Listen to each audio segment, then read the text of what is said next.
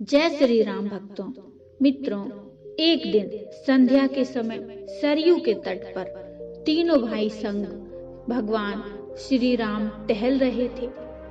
तभी भैया भरत ने भगवान श्री राम से कहा, एक बात पूछूं भैया, माता कैकेयी ने आपको वनवास दिलाने के लिए मंथरा के साथ मिलकर जो षड्यंत्र किया, क्या वह राजद्रोह नहीं था? उनके षड्यंत्र के कारण एक ओर राज्य के भावी महाराज और महारानी को 14 वर्ष का वनवास झेलना पड़ा, तो दूसरी ओर पिता महाराज की दुखद मृत्यु हो गई। ऐसे षड्यंत्र के लिए तो मृत्यु दंड दिया जाता है, फिर आपने माता कैकेयी को दंड क्यों नहीं दिया? ये सुनकर भगवान राम मुस्कुराए और बोले, जानते हो भरत, किसी कुल में एक चरित्रवान और धर्मपरायण पुत्र जन्म ले तो उसका जीवन उसके असंख्य पीढ़ी के पितरों के अपराध का प्रायश्चित कर देता है।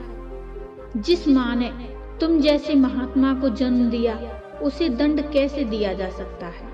ये सुनकर भरत भैया संतुष्ट नहीं हुए और कहने लगे, ये तो मोह है भैया, और राजा का दंड विधान मोह से मुक्त होता है। कृपया एक राजा की तरह उत्तर दीजिए कि आपने माता कैकेयी को दंड क्यों नहीं दिया? आप ये समझिए कि आपसे ये प्रश्न आपका अनुज नहीं, बल्कि अयोध्या का एक सामान्य नागरिक कर रहा है।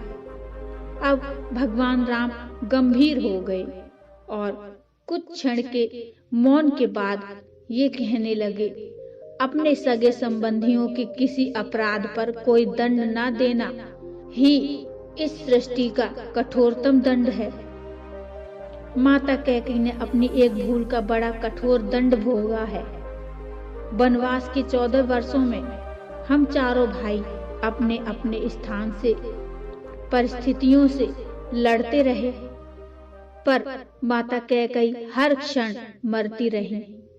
अपनी एक भूल के कारण उन्होंने अपना पति खोया, अपने 4 बेटे खोए, अपना समस्त सुख सम्मान खोया, फिर भी वे उस अपराध बोध से कभी मुक्त नहीं हो सकी।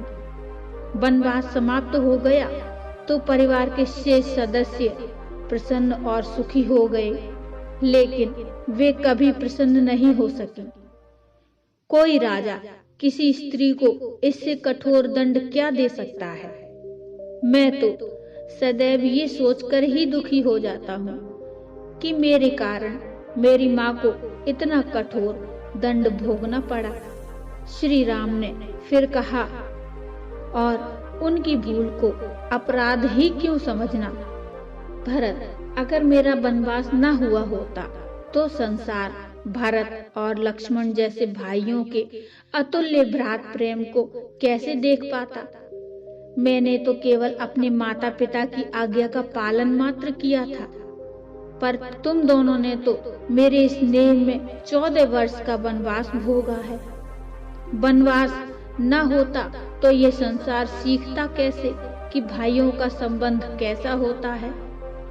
अब ये सुनकर भरत भैया मौन रह गए। मित्रों, राम कोई नारा नहीं है, राम एक आचरण है। राम तो एक चरित्र है। राम एक जीवन जीने की शैली है। रामायण का ये सुंदर प्रसंग आज भी अगर हम जीवन में उतार लें तो हमारे घर में शायद झगड़ा ही ना हो। साथियों, इस कहानी से आप सबको क्या सीख मिली, ये मुझे कमेंट में बताइए, और कहानी अच्छी लगी हो तो लाइक करिए और चैनल को सब्सक्राइब करिए। मिलते हैं फिर एक और नई भक्तिमय कहानी लेकर। तब तक के लिए नमस्कार। जय श्री राम।